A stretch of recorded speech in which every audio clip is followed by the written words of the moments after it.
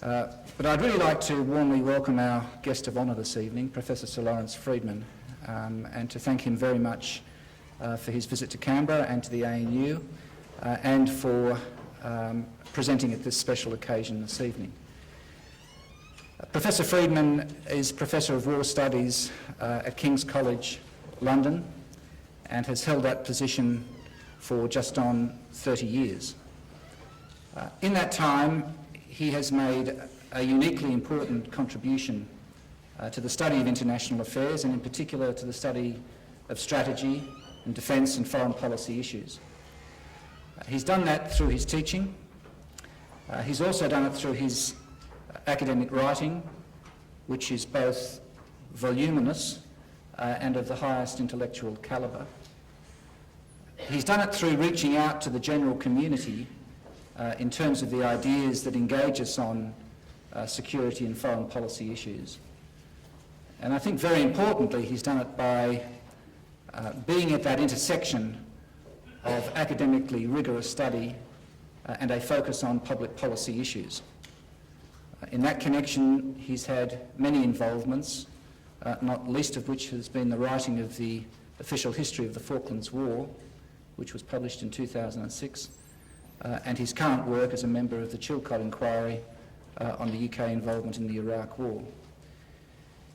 So I think when it comes to an issue such as US grand strategy and the pivot to the Asia Pacific, we have tonight someone who is really at the cutting edge of world's best thinking, and it's a great pleasure for both SDSC and the National Security College to have this opportunity to have Sir Lawrence with us. Before he comes to the podium, could I just ask people if they have mobile phones to either turn them off or turn them to silent so there isn't that interruption. But again, can I just say what a great honour it is to have someone of this stature with us, and we very much look forward to Professor Freedman's remarks.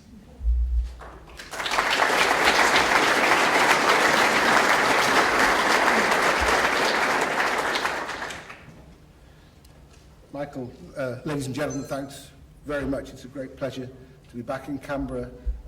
I always enjoy my trips to Australia. I feel slightly hesitant about talking about a region that is not my own, but as my own has become somewhat obsessive about itself over the last 6 months or so, it's quite nice to start to try to think about somebody else's. I also apologise because I sort of feel if you're talking about US grand strategy, you should do it by PowerPoint. And I don't have one, but I want you to imagine one. I want you to keep in mind, somewhere up there, a very simple 2x2 matrix, which offers a crude way of the choices facing American foreign policy. And down the x-axis, we have states of concern, and they're divided into two. There's strong and there's weak. Keep that in mind. And then along the y-axis, we find preferred forms of warfare, regular and irregular. So in the top right-hand corner is found regular war with strong states, and in the bottom left is irregular war with weak states. And these represent rather natural associations. If the focus of security policy is a rising great power, then the expectation is that this will require capabilities for clashes between regular forces, with armies, navies and air forces confronting each other.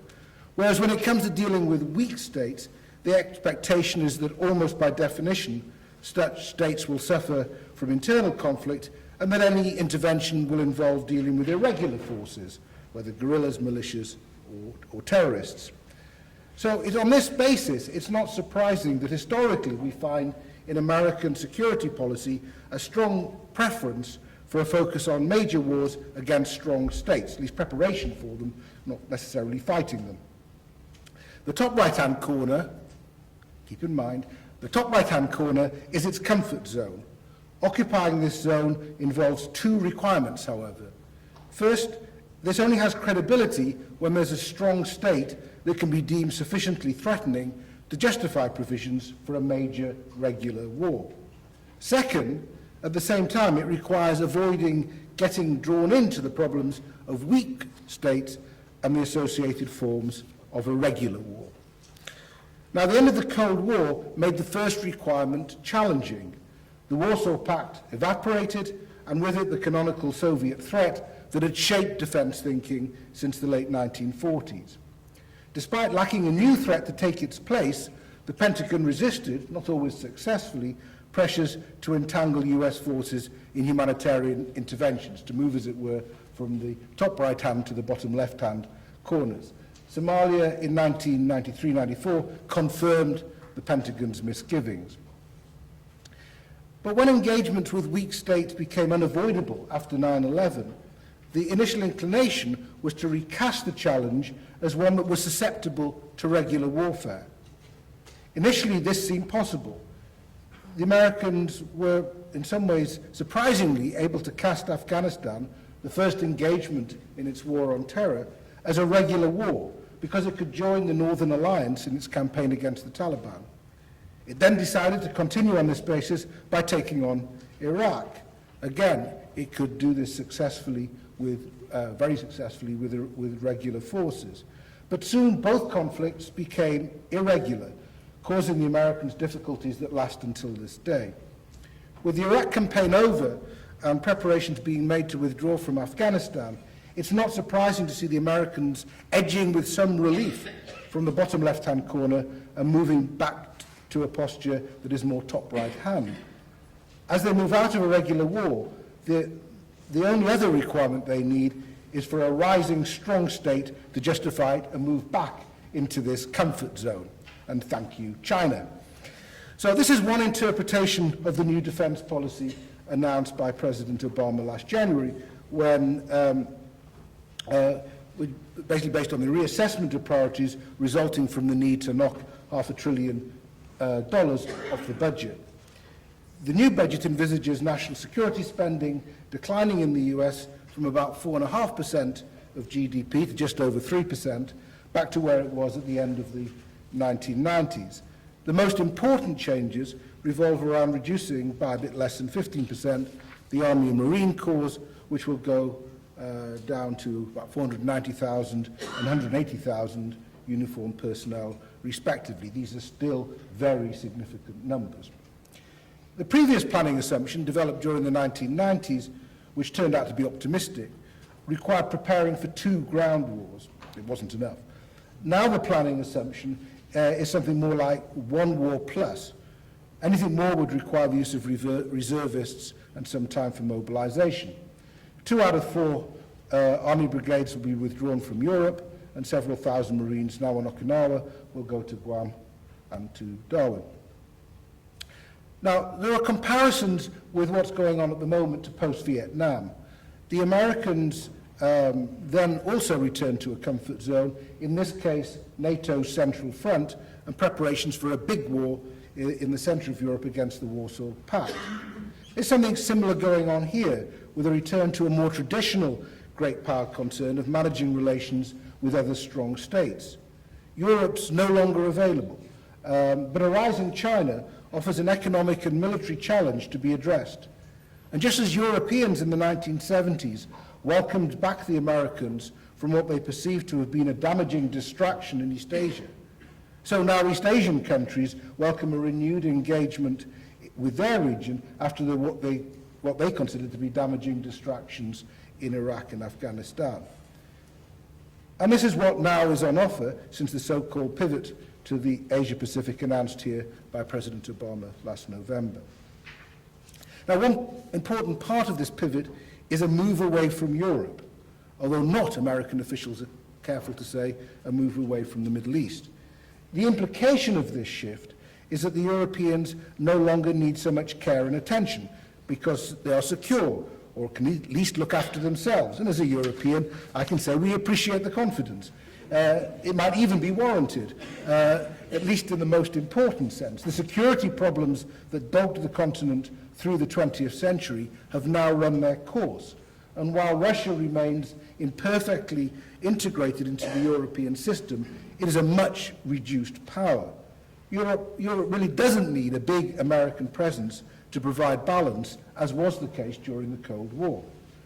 Nonetheless, in some of the speeches and commentary surrounding the Eurozone crisis, there are warnings to the effect that the last time we had a situation like this, it ended in war.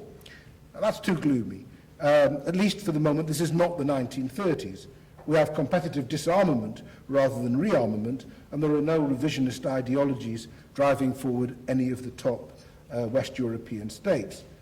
Europe, therefore, doesn't face problems in my top right-hand corner, but it does, I think, we face some developing internal security issues that might create problems with the bottom left. This is particularly true because of the intensity of the austerity facing many southern European states as a result of the crisis. These could turn nasty and have wider implications. The breakup of the former Yugoslavia and the former Soviet Union both led to violent struggles. It's less likely, but not inconceivable, that the breakup of the Eurozone could also be accompanied by upheavals. Note that when trouble broke out in Croatia and then Bosnia, the European Union claimed that it could handle it all by itself. It failed to do so. It's even less likely that it would cope on its own with crises involving member states. So I wouldn't preclude an important American role in Europe if the financial crisis deepens and generates security issues. But I still wouldn't expect this necessarily to involve major deployments of armed force. So accepting that Europe is not the place to look for rising, strong revisionist states, does China fit the bill? In the more alarmist version of the rationale, China is presented as a country seeking to supplant the US as the dominant political power as it develops as the world's dominant economic power. This puts the Americans as defenders of the status quo, seeking to preserve its prominent position in the international hierarchy, while China represents the revisionist, seeking to upend the international power structure. There's a more modest and realistic version of this, which confines the challenge and the response solely to the Asia-Pacific region. So how should we evaluate the nature of the Chinese challenge? Well, let me start with a general point. In international relations discourse, there is an assumption that any government, given the chance, would wish to be a great power or even a superpower. A lot of sort of realist, neo-realist literature basically assumes it's sort of hardwired into the international system and the nature of states seeking to cope in the international system, that they wish to accumulate for themselves as much power as possible. And the Soviet Union in its time clearly did want to be taken as seriously as the United States in every respect. And Russia in some ways still does.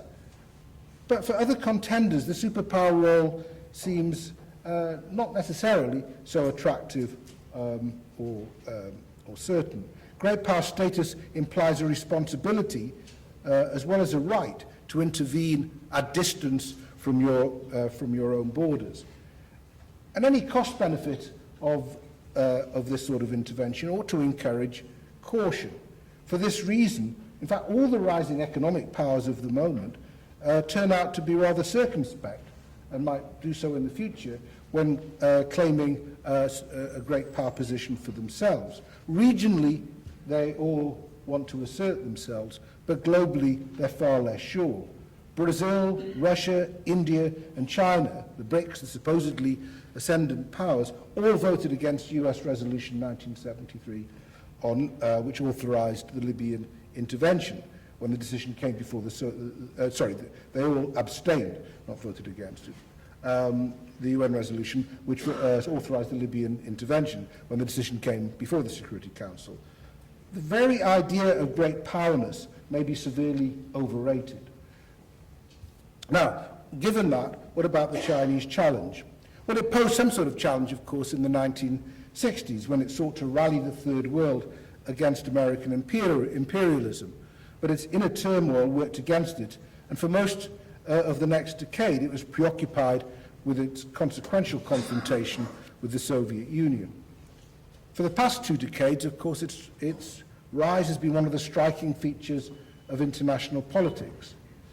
And unlike the 1960s, its rise has resulted in a considerable stake and role in the international economy, to which it was completely marginal in the 1960s, and now, of course, it's an important player in the international economy and has a stake in open trade. It still carries the weight of an authoritarian political system, which tends to encourage insecurity amongst elites. And while Maoism in the 1960s did have some appeal beyond China, as anybody who was coping with leftist politics in the universities of the West can recall, it now lacks an ideology of universal appeal. The fact that it does not offer a model for others is evident in the absence of anything comparable to the fascination generated in the early 1980s by Japan's innovative productive techniques. People don't go around thinking about how can we emulate China. China is showing what can be done with a vast supply of cheap labour, economies of scale that are exceptional, an exchange rate kept low, and a single-minded authoritarian regime. Macroeconomically, it's been impressive, but theoretically, it's unremarkable. There's nothing here for others to emulate because nobody else could possibly start from the same position. It'll be more impressive when the Chinese show us how to cope with their own revolution of rising expectations, great inequalities, the need to raise the sophistication and quality of their goods and services, environmental discontent, a middle class seeking political expression, an appalling demographic profile. So the big questions facing China's leadership seem to me to be in social solidarity and political coherence as much as developing an external role. And for this, clearly, its economic growth and strength is going to be of paramount importance. It allows it to cope with the issues of social solidarity and political coherence that it will struggle to do should it lose momentum economically. So that's not to say that China's economic strength and pace of its current military modernization are not going to raise important and difficult issues. They do. But the focus, I think, will be regional and geared to its core interests. Certainly for the moment, it shows little interest in playing a constructive role within an international system that still in many ways reflects Western values and concerns. This does cause problems for the Americans when seeking to garner international support for its own policies, especially on the Security Council. China's attitude to the generality of international issues tend to be shaped by its own internal insecurities, especially when it comes to how to cope with provincial dissent and protest movements. What it seems to lack at the moment is a clear strategy itself for building on its increasingly strong position in the Asia-Pacific region. China has enormous economic clout, but it remains hampered by its lack of obvious allies, question other than North Korea, and scant ideological appeal.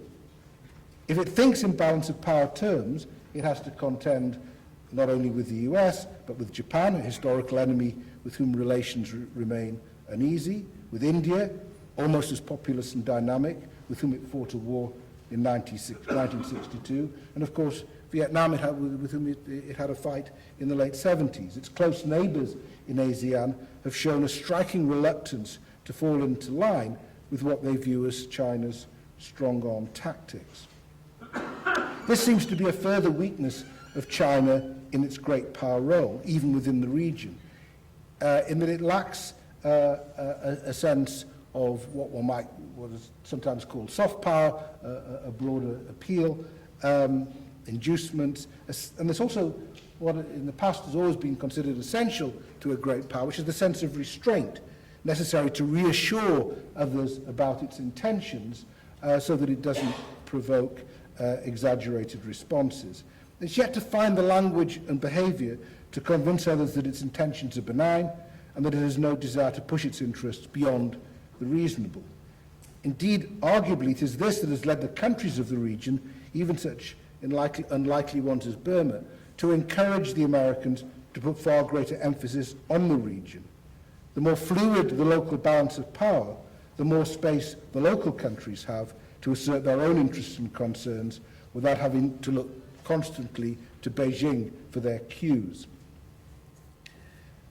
Against this backdrop, let's now consider the position of the United States. As a result of Obama's proposed changes, instead of accounting for not far short of half the world's defense spending, the Americans will instead account for just over a third. According to Brookings Michael O'Hanlon, while at the moment the Americans spend about 4 times as much as China, after 5 years this might be down to 3 times as much as China. So the Americans are not going to stop being the world's military power for some time. Nor should we underestimate the importance of the United States to all security arrangements in all parts of the world. It's aligned, albeit somewhat loosely, with some 70 countries. What we might call the Western Bloc accounts for about 3/4 of the world's wealth and military spending. Over the past 7 decades, an international system has developed around the United States. It's not ruled by the Americans. States don't take orders from Washington and resent it if there's any suggestion that they should, but they do expect the Americans to be there. Both in global multilateral institutions and regional subsystems, the American voice is expected to be present, and the American actions or inactions could have disproportionate significance. Not always by design, it has become what was described in the Clinton era as indispensable. Around the world, questions of security are hard to answer without asking about the American view. In many cases, security policies have been built up around American guarantees or are developed through structures in which the United States is a formidable presence. This is not the simple exertion of great or super or hyperpower or super duper power or whatever you want, however you want to describe the Americans. It's something closer, in some ways, to a hegemonic power, because the American position rarely needs to be overtly enforced. American military and economic strength was central to the development of the system. As that strength wanes, relatively, if not absolutely, then the system must adapt. But this will not be mechanically in step with shifting power balances.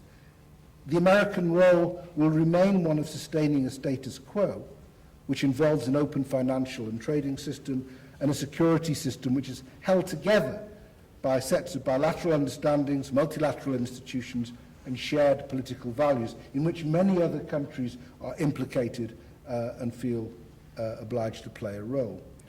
And to illustrate this point, let me take an example from Europe. Questions are often raised about the continuing value of NATO, especially once Afghanistan is left. Yet a moment's thought should explain the alliance's value. Suppose it didn't exist.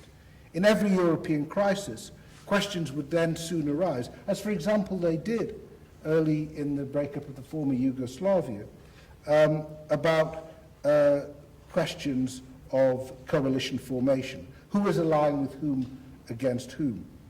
Putting together alliances is both difficult and unsettling at times of crisis. A network of settled alliances removes this potential source of instability, and in principle, I'd argue in practice, is as important a source of deterrence as nuclear weapons. It's worth recalling that when NATO was established, that was the argument, that if the Kaiser or Hitler had known that America would eventually get involved in Europe, then they wouldn't have bothered to initiate the wars.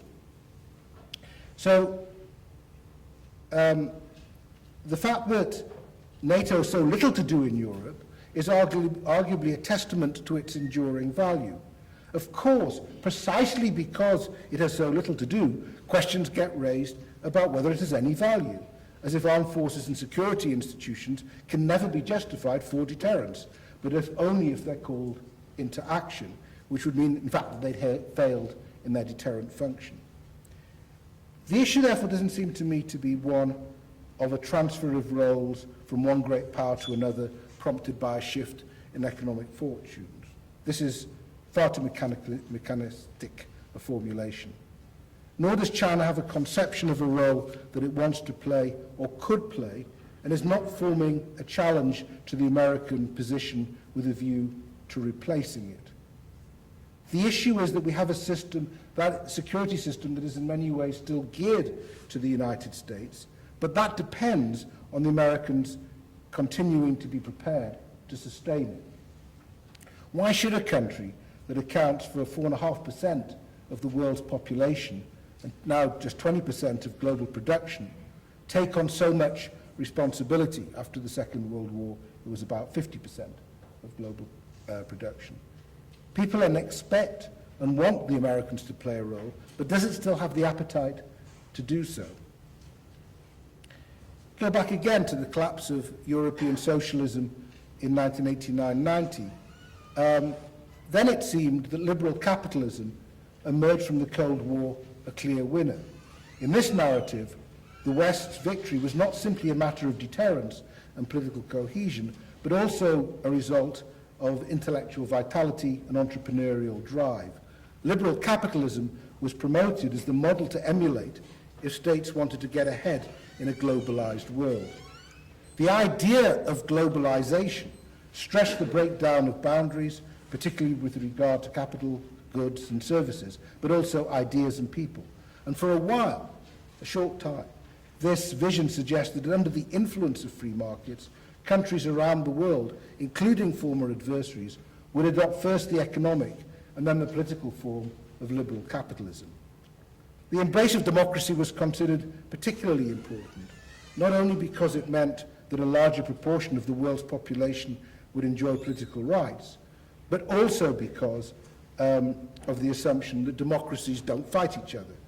Those with regimes resistant to this path and likely to pose a threat to their neighbours were described as rogue, and Iran and North Korea fell into this category. Those unable to cope, often because they were torn apart by internal violence, such as Somalia, Congo and Yugoslavia, were described as failing.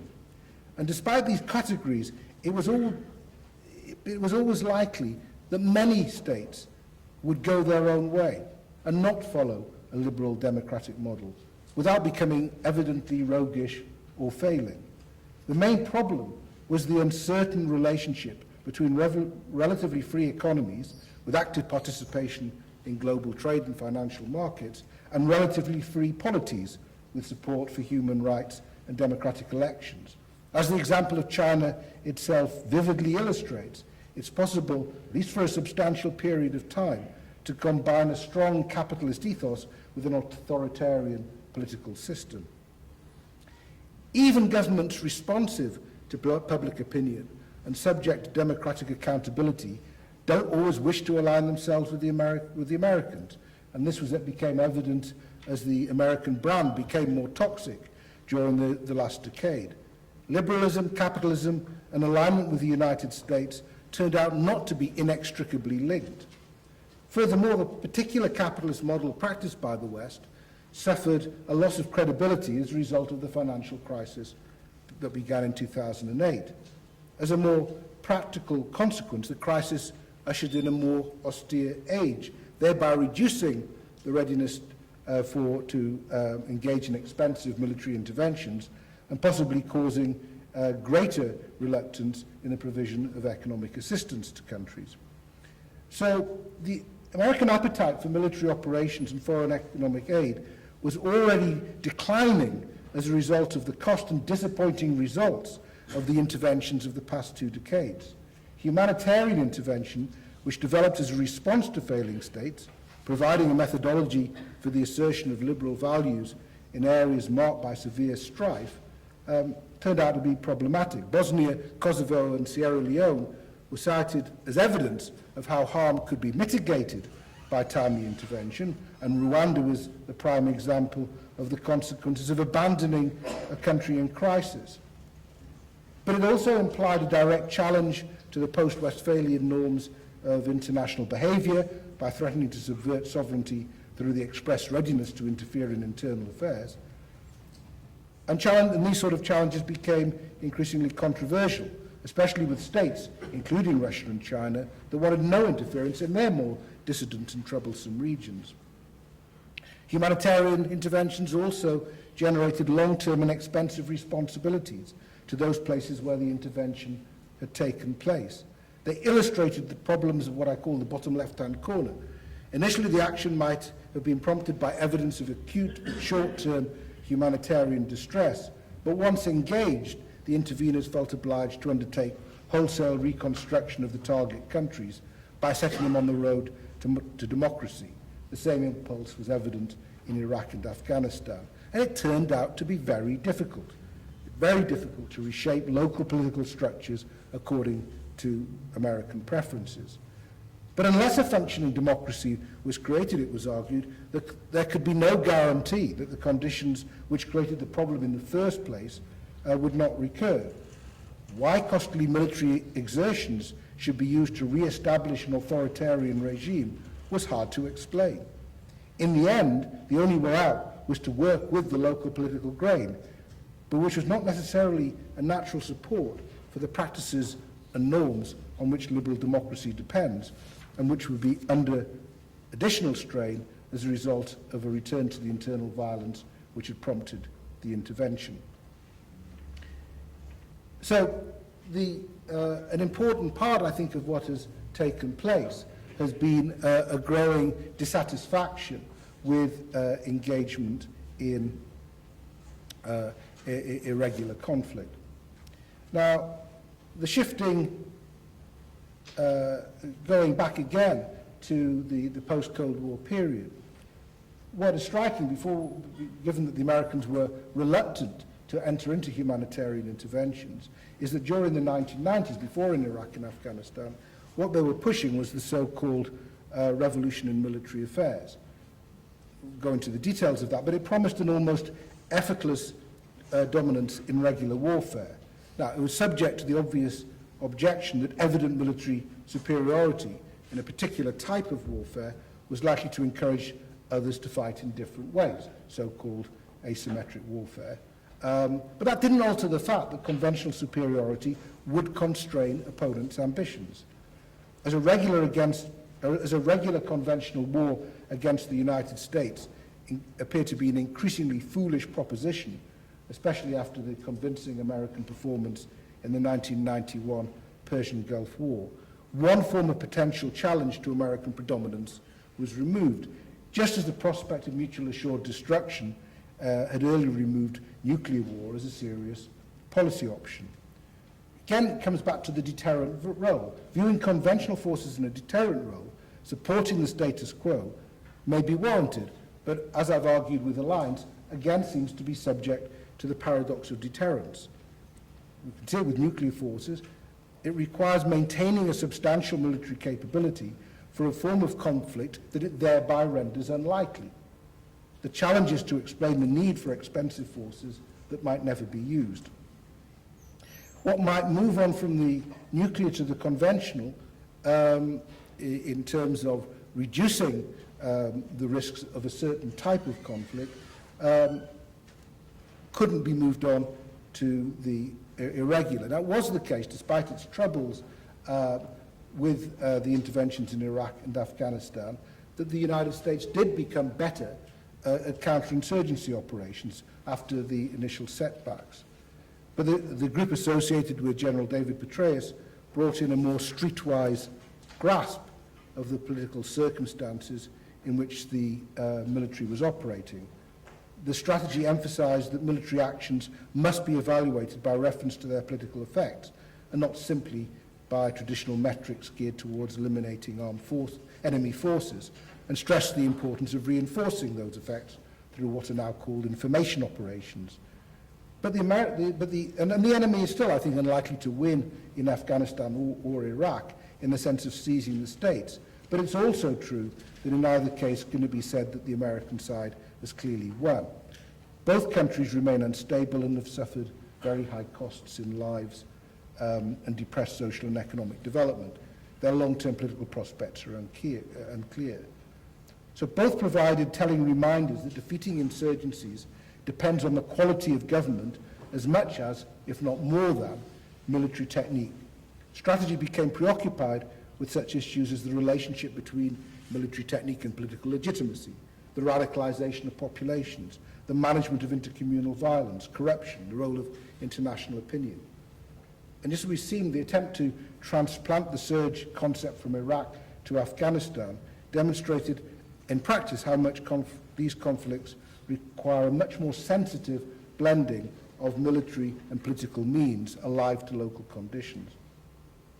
So the Americans seem to have moved to a view that even when states facing a serious internal threat do look to the United States for help, rather than get in land forces in the future, support will at most take the form of intelligence and training, as well as specific capabilities, perhaps special forces and UAVs or drones. These capabilities can be used when the problem is weak states harboring terrorist groups hostile to the United States. Now, I think this is a separate issue, drone warfare, targeted assassinations. There are issues here in terms of international law, precedent setting, and potentially inflammatory effects, as we've seen in Pakistan.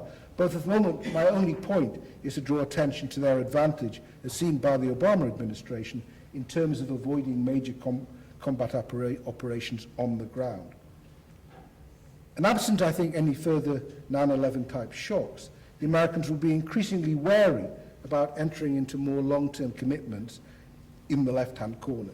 In Libya, the Obama administration was even prepared to accept the risks of an inconclusive outcome, and American participation in a coalition led from elsewhere, rather than taking on responsibility for another major operation. So, again, the incentives for any involvement are much weaker than before. And evidence, I think, of this shifting outlook about the reluctance to get involved in the problems of weak states can be seen in the discussions about Israel-Palestine, the popular uprisings in Iran, Egypt, Bahrain, and Syria. Not that the Americans don't have views on all of these things, but they wish to limit their liabilities. It's expressed in frustration over Afghanistan and the lackluster or belated responses to the tragedies of Sudan, Congo, the Ivory Coast, and others. It's possible that this may be reversed if countries are used as sanctuaries for terrorism or attempts to manipulate energy supplies or maritime trade. Defensive measures may not be enough. And as we've already seen with Libya, crude forms of oppression can prompt a revival of the sort of discretionary intervention that developed during the 1990s. But none of this seems to me to be part of American grand strategy. These things have become incidentals. Grand strategy is focused on the Middle East, and in particular Iran, and Asia Pacific, and in particular China. So what my argument up to this point is essentially that American grand strategy is in a way in retreat from a lot of the ideas and preoccupations of the last 2 decades. It's returning to a focus on what it seems to be the main state challenges to international order, rather than to an attempt to spread the benefits of democracy or address the problems of order in weak states as its main priority. So it leads to the conclusion that if it's a rebalancing of American security policy, it's not so much about what it's moving to, but what it's coming away from. It's not so much about a greater readiness to fight regular war as an evident disinclination to fight irregular war. It's not so much about a move to Asia as a move away from Europe. And that would suggest that in some ways the American strategy is in a way supply-led, a desire to prepare for the sort of wars that play to American military strengths and to sustaining its role as a predominant international power, but concerned at the high level of international order rather at the second and third order problems that have preoccupied it over the last 2 decades. But earlier I also indicated that in crucial respects it may be demand-led, a reflection of anxieties amongst countries in the Asia-Pacific region that don't want to be left alone with a China growing in strength that has on occasion exhibited bullying tendencies. And it's this that seems to me to distinguish what's going on at the moment from just a general rebalancing of American priorities. It is, in that sense, a reflection of a demand. So we can talk about a continuity in the American presence and overall interest in this region. There's nothing new about an American interest and engagement in the Asia-Pacific. This is where it began the last World War and ended it. It's where it fought its two major wars in the 1950s and 60s. It has never really gone away. But it's a region that's undergoing momentous change. So I don't think you can see this as simply great power business as usual. There is a sharper rhetoric about China, revealing quote from Hillary Clinton in a couple of years ago. Let's put aside the humanitarian, do-good side of what we believe in, she said. Let's just talk straight realpolitik. We're in competition with China. But the US is not only in competition with China, it's also talked about partnership. And this is a country to whom the US remains quite seriously indebted. It's proclaimed this region to be a top priority, but yet at the same time, budgetary constraints mean that there'll be few new resources to provide evidence of this commitment.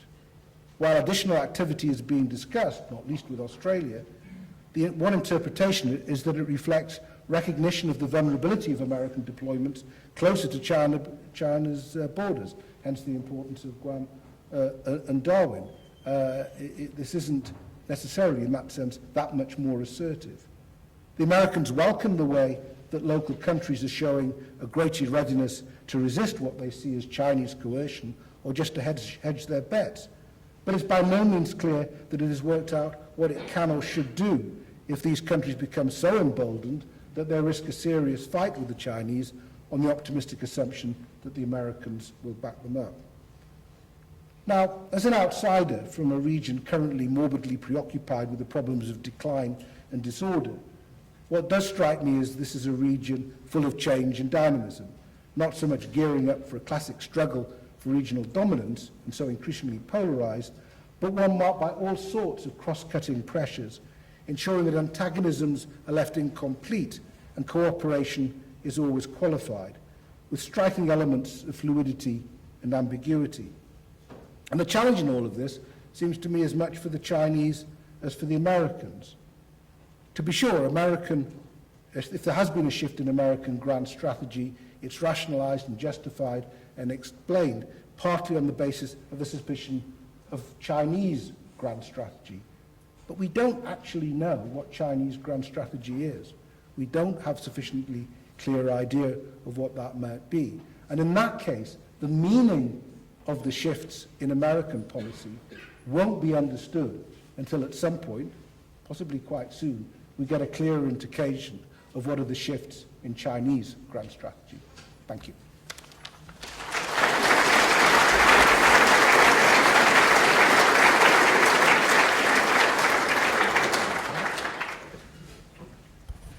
Thank you very much, Laurie. We've got about 20-25 minutes for questions or perspectives for Professor Freedman. Could I just ask, I think there's a microphone, a few microphones. If you could just identify yourself and put your question as succinctly as possible. We'll get through as many as we can in the time available. There's one just there, Debbie. Just there.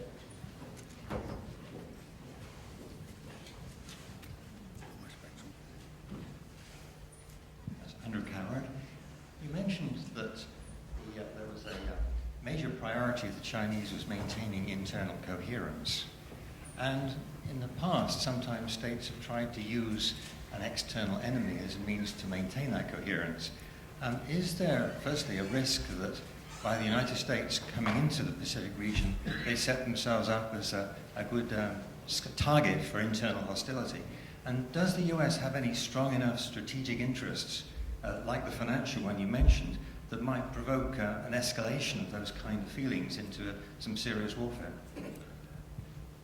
I mean, you're right that it's always this idea that faced with internal discontent, a good international crisis is a way of mobilizing the population. This is the 30th anniversary of the Falklands, and that's I mean, I don't actually think it was the main reason why the junta invaded the Falklands, but it certainly seemed part of it at the time. It's certainly the most popular thing they'd ever done. And so there is that risk. I think it's partly a question of how the shift is described and actually manifest, and it's partly a question of how, what sort of incidents we're talking about. We've seen in the past the Chinese, within China, nationalist sentiment rise very quickly, for example, over Japan, and what are seen to be provocations by Japan over how the war is recalled and so on. And you also saw, I think, the Chinese authorities then get a bit concerned that that could get out of hand, that the danger for any authoritarian government is, though they might want to mobilize national sentiment, any popular sentiment is in some way subversive of their control. So I think there's a risk, and nationalism is clearly going to be, is one of the things that people are looking for in how China develops. At the moment, I don't particularly see that as being an obvious response to what's going on at the moment from the United States. But you can see possibilities if there's power struggles developing within China, how things may be picked upon to create that sort of risk. By and large, I think the idea that external problems are used as distraction from internal problems tends to be a bit exaggerated. Professor, picking up on your point about demand-led support from Asia, and also the US's view about limiting its liability, potentially to avoid conflict with China, do you think the US will be asking more of its allies, either has been so far or in the future, to limit that liability? Yeah, I mean, I think that's an important part of the story. And I think that the danger of some of these conversations, and I speak more as a veteran of the European sort than the Asian sort, is they soon focus very much on military kit and capability. And there's plenty of military expenditure in the region, and there's plenty of evidence of countries prepared to spend money on that.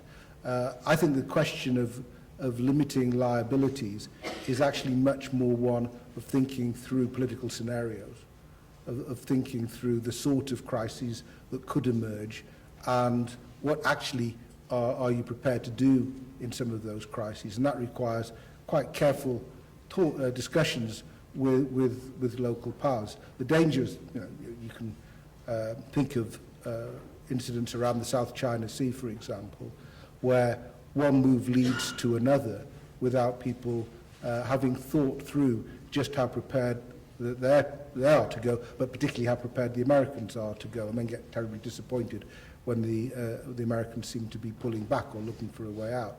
So I see it as being limited liability, not being so much a question of burden sharing, though that issue will undoubtedly arise, but of the degree of political commitment that is being made. And that raises questions about what clarity you want to bring to this. Is it better that there's a degree of risk and uncertainty about the American role that encourages caution?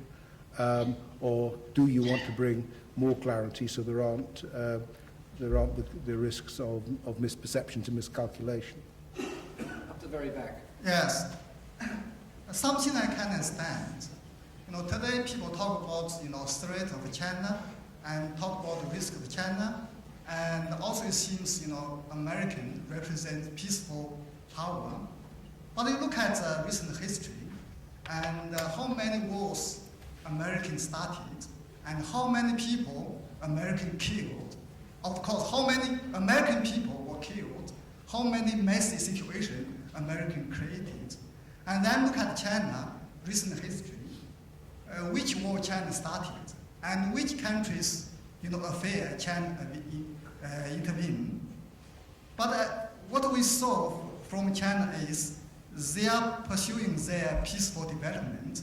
They try to make friends with any country, including America, and they try to benefit any country through their own effort. And they Can know we their own just history. please come to the question if you can, with a lot of people who want to ask. Yeah, I can understand these sort of things. And yes, I can understand why America always try to make China as their enemy, while China try to make friends. Thank you. Okay, I mean, Yeah, this sort of thing I can understand, this sort of strategy. Thank you. What's American strategy? I mean, Them and benefit the world.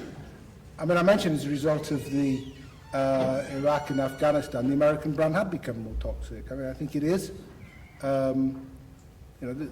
Nobody would claim the past decade was a triumph of American diplomacy and military prowess.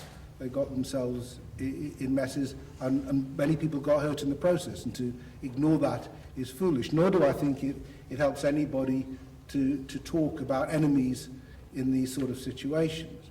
Even during the Cold War, the language was the Soviet Union as a potential adversary, which didn't sound quite so threatening or provocative.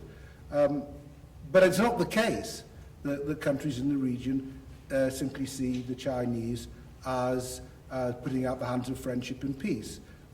They do, and this isn't anything to do with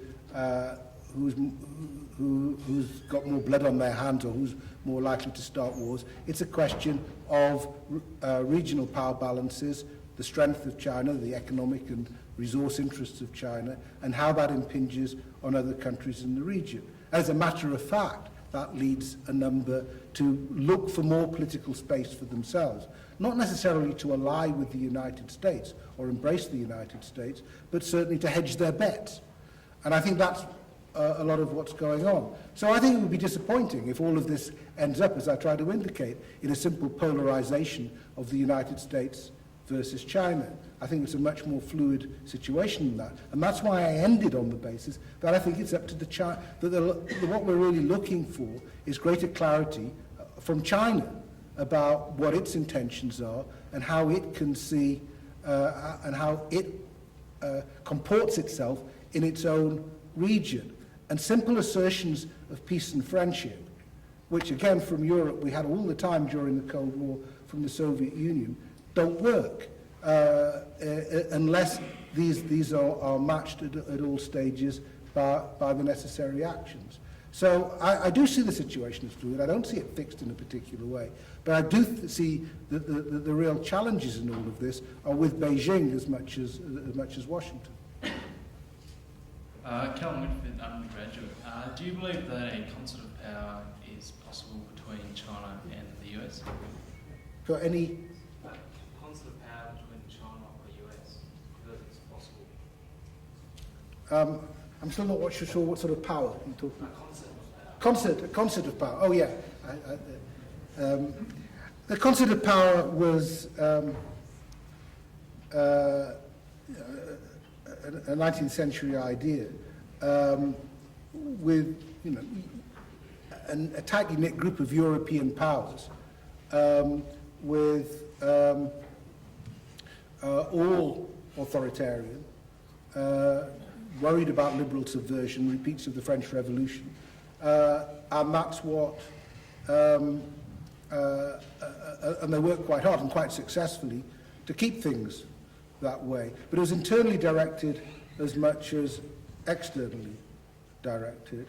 And I don't think, I think we have to sort of try to think about the current situation in its own terms. There's another concept of condominium that was very popular about 40 years ago, when sort of the idea of the United States and the Soviet Union reaching sufficient détente, is the word at the time, so that they would handle any international crisis by working together. And there was something, it wasn't necessarily a bad idea, but it fell down at the first real crisis, which was the 1973 Middle Eastern War. So I think these sort of arrangements are tricky. I think it's, again, always dangerous to try to have two fixed concepts of great power relations, whether it's exactly the opposite to the previous question. Instead of having the two bashing at each other, you have the two going to bed with each other. There's an old saying, I don't think it's from this part of the world, maybe from Africa, that whether the elephants fight or make love, the grass gets crushed. And so these sort of things are always going to be looked at by suspicion by small powers. I think they prefer a degree of tension between the major powers because that gives them more space with which to operate. And I'd be surprised if we ended up with something like that. But, you know, as we can see with the recent discussions on North Korea, there's absolutely no reason why the Chinese and the Americans with particular issues can't have serious conversations and try to work out things together. And, you know, if they can do that, good. It's not that's a good thing to do. Professor Freedman, towards the end of your talk there, you mentioned Iran specifically. I think it was the only reference in your talk. I'd like you to enlarge on the Iran problem and how you think the United States, its grand strategy is managing or mismanaging that, and how it might better manage it. Fitting that into your broader purpose of looking at where the US grand strategy is switching from in order to focus more on Asia Pacific. You put two frameworks there. One's the irregular warfare framework, and the other is more a regional framework. So you spoke about moving away from Europe, for example, to the Asia Pacific, but you weren't so specific about the Middle East. I don't know. I just mentioned that the Americans said they weren't moving away from the Middle East, which they're not. I think, again, the American policy in Iran is again a bit, demand-led as much as supply-led. People talk about Israeli concerns with Iran, which are clearly very much to the fore, but in the Middle East generally, in the Arab world, there is concern with Iran. You talk to Saudis and so on, and you'll get as much hot talk as you'll get from Israelis about the danger posed by a rising Iran. And indeed, I think some of the Saudi concerns go wider than the Israelis. Regionally, there is support for trying to find some response to Iran. And there are two Iranian issues. There's the broader Iranian foreign policy, which involves Hezbollah and Syria and Bahrain and so on. And then there's the specific question of its nuclear program.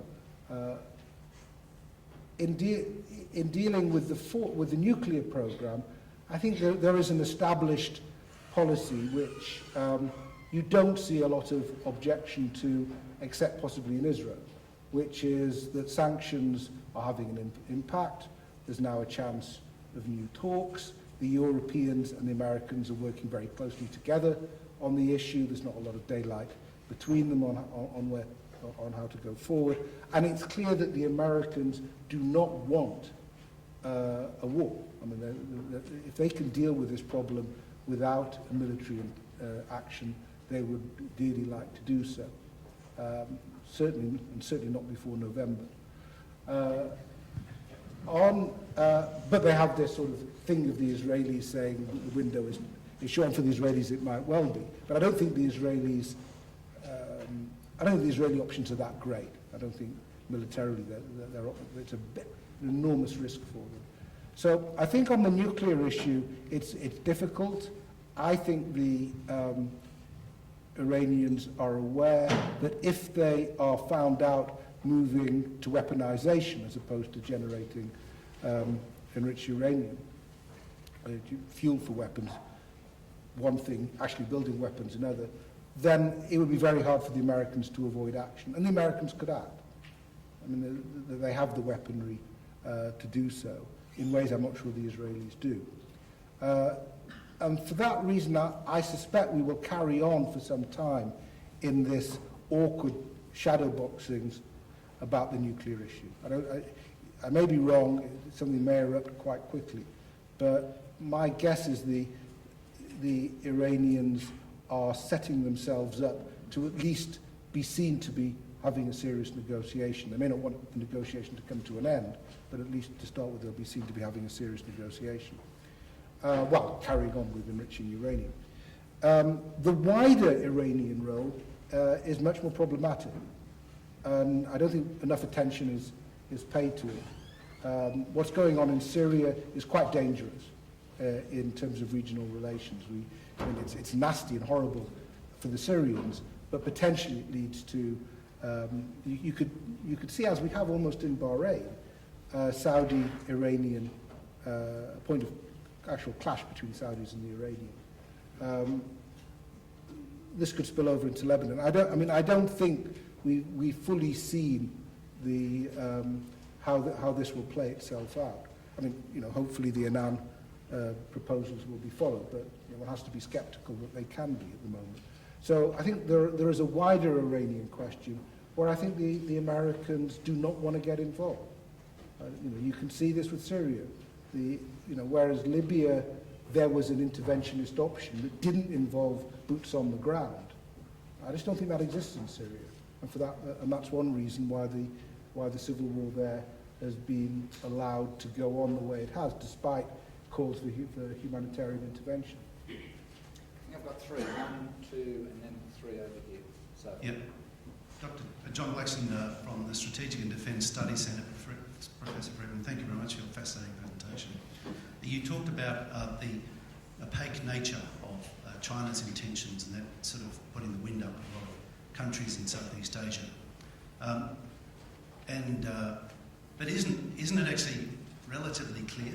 The issue seems to be revolving largely around the South China Sea and the fate of the South China Sea, and the fact that the South China Sea is claimed by China as integral to its nationhood and its security, and of course to Taiwan as well. But primarily for the region, the Southeast Asian region, the South China Sea question is the nub of the problem. Am I correct?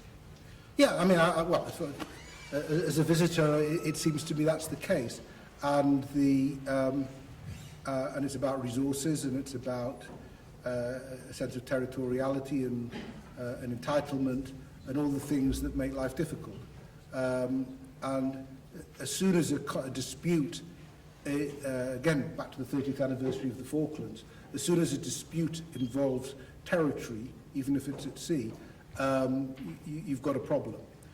I think the issue for China in all of this is to work out exactly what's the best way of handling this. Is it simply about an assertion of its rights, what it sees as its rights and entitlements, and blowing away anybody who tries to suggest otherwise, and using sort of a muscular diplomacy, possibly even with force, to assert it? Or are there ways by which you can look to more cooperative arrangements, tacit understandings, maybe negotiated understandings that avoid issues in the South China Sea getting really dangerous? And that, I think, is one of the why I think it's still a question to ask, as rather than just a conclusion to be drawn. I think one of the reasons why the demand for a greater American engagement was there was because of past Chinese behaviour with the South China Sea. So it'll be interesting to see, now that the Chinese can note the response that this has brought, whether they start to think in different ways. So that's the sort of thing that I think we have in mind. And the Chinese are going to go through a new leadership. There's an opportunity for them to rethink its practices. And that, I think, is how a different sort of engagement, Chinese engagement with the region, could emerge. But if it doesn't, then that seems to me the flashpoint. Just a question again about Iran. You know, one of the things, Mr. Bolton, is that the state of Israel, and there seems to be a fair bit of evidence, if we believe people like Mordecai Benunu, that Israel has nuclear weapons. If Israel has nuclear weapons, what is the objection to Iran having nuclear weapons? You see, the Americans in the 1960s, when China got nuclear weapons, said this was a terrible thing.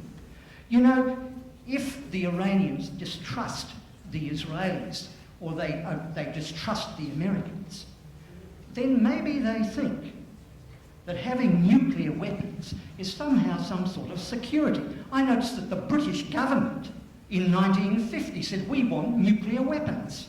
And they went ahead and built them. Now, I know that I think we have the question. Got okay, a few other people. So I know the dangers of proliferation. Okay. But if the Israelis have got them, why can't the Iranians? Okay. Tell us that. Thank you. All right. I mean, so, you know, the Israeli line is that we won't be the first to introduce nuclear weapons into the Middle East, but we won't be the second either. And you know, the Israelis have got a nuclear capability, no doubt about it, and they've had so since the 1960s. The Israelis didn't join the Non-Proliferation Treaty. The Iranians did. The Iranians had undertakings that they would not develop nuclear weapons, and when they started to do so, they did so covertly. So it's partly the way they went about it, and it's partly because, you know, every additional nuclear power is a problem. And it's a history of proliferation, is that before somebody becomes a nuclear power, you try and stop them. And the Americans actually did try to stop the Israelis, not very successfully, obviously, but Kennedy did at one point. And once they're a nuclear power, you have to work out how to live with it. Ditto, you know, example, India, Pakistan. Pakistan being a nuclear power seems to me extraordinarily dangerous, more so arguably than Iran. But there they are with nuclear weapons, so a lot of international effort goes into trying to explain to them command and control, fail-safe arrangements, trying to work out how you avoid these things becoming critical at the first stage of a crisis. So if Iran becomes an overt nuclear power and we haven't stopped them, we'll have to deal with it. And it will be dealt with in some way. I think Iran has got security concerns, and I would see as part of any deal that they should be addressed. But the difficulty, I mean, the reason why there is more concern, even in the region, even amongst Arab countries, about Iran and about Iran rather than Israel, is though Israel policies are deplored within Palestine, Israel is not seen as trying to reshape the whole Middle East, and that, rightly or wrongly, is how a number of Arab countries see it.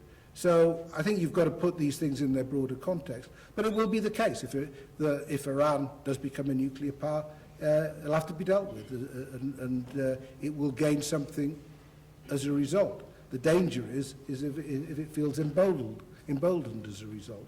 But it's not. I mean, it's not a great. You know, just because one country has got a nuclear power doesn't mean to say they become a nuclear power. Doesn't mean to say the next country that becomes a nuclear power is justified as a result. It's just that's the way it goes, and we have to cope with each situation as it arises. But the cumulative effect is to make the world more dangerous. The last question. My name is Rosemary Ganley, and I'm involved with RUSI here in Australia. Can you gaze into a crystal ball and tell us what you think might happen when China changes its leadership, and in the, I hope, improbable America changes its leadership? Do we have any idea what their US grand strategy might be? And do you think as China changes its leaders, they would be more and more willing to explain their strategy? Right. Well, if I could do those things, I could make a lot of money, I expect. Let's start with the Americans. I actually don't think, I mean, assuming it's going to be Romney, I mean, if it's Santorum, who knows what would happen to American foreign policy, but I'm sure sex will be quite important in it. If it's Romney, I don't think there'll be that much change. I think Romney's basically interested in the US economy, and I don't think his base, I mean, it doesn't have a base, but the Republican base is as preoccupied with foreign policy as it was, because foreign policy has been such, full of so many difficulties. There's no, I mean, the defence cuts have not been as controversial, actually, within the US as you might have expected. I think it's actually almost a bipartisan agreement that you can't continue in the current conditions to spend what you've been spending. I think the Romney's rhetoric at the moment has been sharper, but we've seen that in campaigns before, and part of Romney's weakness is that he's acknowledged what he says to some extent is geared to who he's having to persuade at the time, which creates a credibility problem. If Obama is re-elected, then Obama's re-elected, and he's again, as he indicated to Russia, to Medvedev at the summit, he has more options after the election in all sorts of things. So we'll see, at least for the first year or so after an election. On the Chinese side, I mean, there's so many people, especially in this university, who know so much more than I do about it. So I'd hesitate. I think China has got some incredibly big issues to address. I mean, this is just, it's an enormous country, enormous population. It's transformed itself materially over the last couple of decades. And all sorts of processes have been set in motion that are very hard to control. And I suspect that a Chinese leadership is going to be pretty introverted in many respects, because it's got such big internal challenges.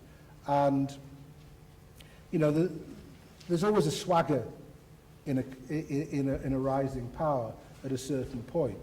I mean, we can remember Japan in sort of the late 80s, when it seemed like a company could buy most of California, so high had the yen got, and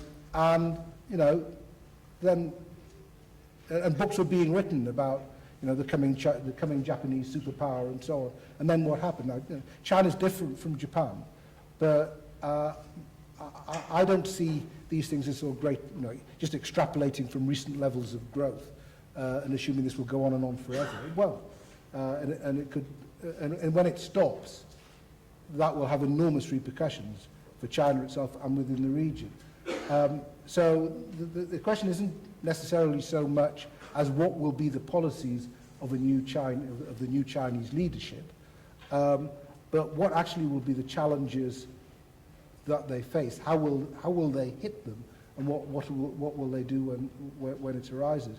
And it's a basic problem of authoritarian systems, which we in democracies do well to remind ourselves of, that actually it's much harder for authoritarian systems to change course sometimes than democracies. We can often in the end be more agile than systems which have become such sort of embedded structures of power that aren't subject to regular challenge by the people, that they may find it difficult to address their internal challenges. So I don't think the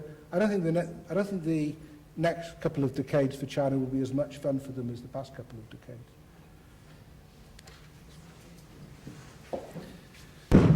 Thanks, Laurie, and thank you all very much for your involvement in that question and answer session. I'd just like to ask Brendan Taylor from the Strategic and Defence Studies Centre to say a few words of thanks. Thanks very much, Michael, and thanks to all of you for coming along. Thanks especially to Michael and his team, who are always a joy to work with, and also to my own colleagues from SDSC for the work that's been done to put this event together.